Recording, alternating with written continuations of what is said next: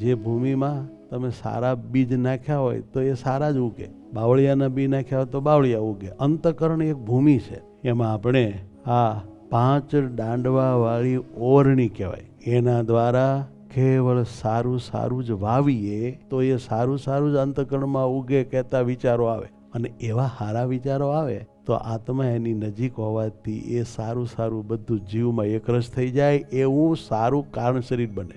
એટલે પછી તો ઊંઘમાંય સારી જ ઈચ્છાઓ થાય, સારા સપનાઓ આવે અને આપણે ભગવાનમાં જોડાવાની સ્પીડ અતિશય પામીએ. ઘણા વર્ષ પછી ભગવાનના દર્શન થવાના હોય તોય તત્કાળ ભગવાનના દર્શનને પામીએ.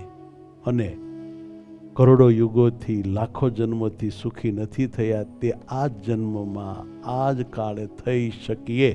માટે સાવધાન થઈ ભગવાન શ્રીહરિના સ્વરૂપમાં જોડાવા માટે આપણે 5 ઇન્દ્રિયોના આહાર શુદ્ધ રાખીશું.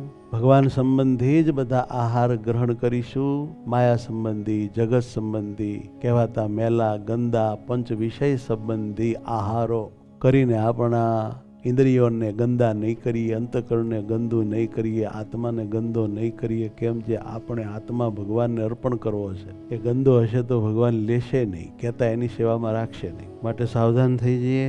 આપણે ભગવાનના સ્વરૂપને અંતરાત્મામાં અખંડ જોયા કરવું, ધ્યાન કર્યા કરવું, આ બહુ મોટા ફાયદાની વાત છે. તો ચાલો આપણે ભગવાનમાં જોડાઈએ, ભગવાનનું ધ્યાન કરીએ, ભગવાનના સુખમાં ડૂબી જઈએ.